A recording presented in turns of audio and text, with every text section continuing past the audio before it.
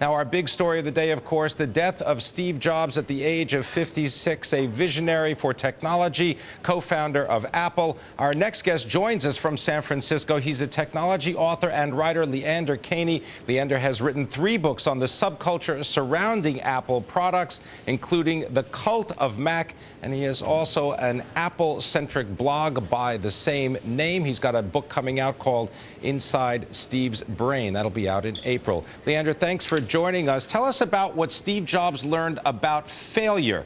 At one point, he did not want people to have anything to do with the applications that would run on Mac products, nor did he want to make an iPod that would connect with Windows products, but he learned. Yeah, his career is a story of bouncing back. He bounced back from many setbacks, including getting fired from the company that he co-founded. Yeah, he's resilient. He learns. He knows how to listen to the advice of others. He didn't even want to have the App Store on the iPhone. That was an idea that he resisted initially, but was persuaded was a good idea by his lieutenants. So, you know, being wrong some of the time has been good for him. Now, he's been described as someone who has equal parts venom and equal parts charm.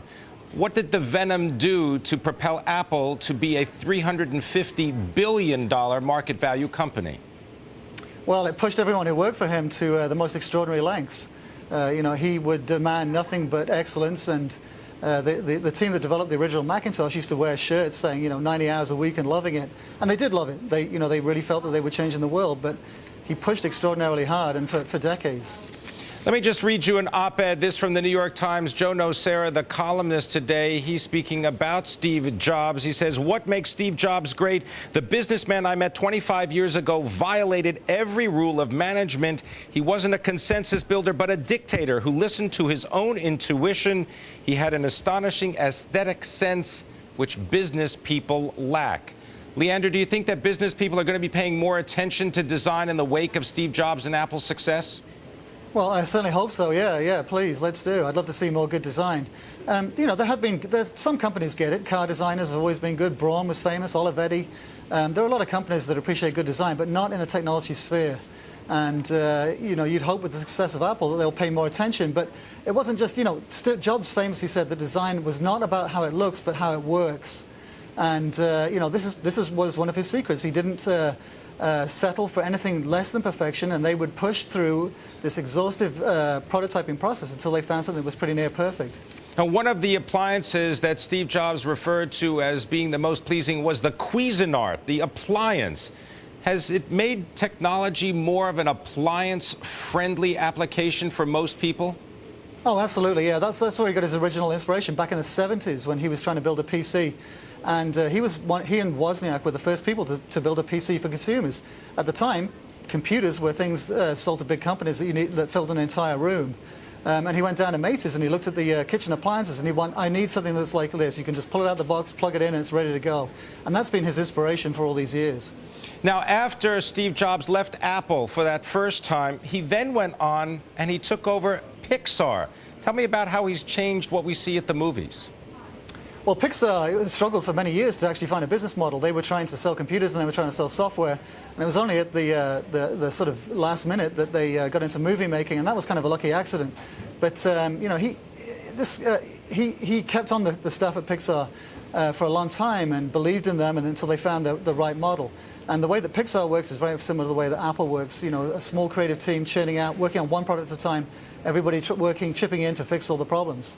Yeah, it's been amazingly successful. And I think this is why Apple is going to be okay without him, because Pixar shows that when you recruit the right people and you set up the right process and you embed your DNA in a company, it can work without you.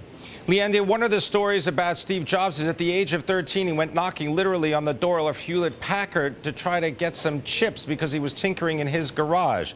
You think that that is the kind of motivation that young people need today? Oh, yeah. You'd love to see more of that. I mean, that's what it takes. And you do see that in Silicon Valley. I mean, look at somebody like Mark Zuckerberg. He has the same kind of cojones that young Jobs did. But, yeah, you see that, and I think it exists still. Tell me about the technology behind Apple. It's an ecosystem that in many cases is closed. He wanted to sell the Razor and the Razor Blade. Right, but that's what makes it so easy to use, and that's what makes it work well together. I mean, a lot of people forget, I think, the sort of the dark years of Windows and Windows Vista, how it wouldn't work, wouldn't boot up. You plug your MP3 player in, it wouldn't recognize it.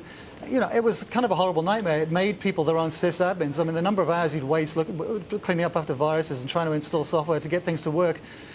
This is the price you pay, for ease of use. Is you lose a little bit of freedom, but. And of course this rubbed up a lot of people in technology the wrong way because they want to be able to tinker with their devices. But for ordinary consumers, to be able to just plug it in and have it work is worth its weight in gold. Leander Kahney, I want to thank you very much, the head of the website, thecultofmac.com. He's also the author of the upcoming book, Inside Steve's Brain.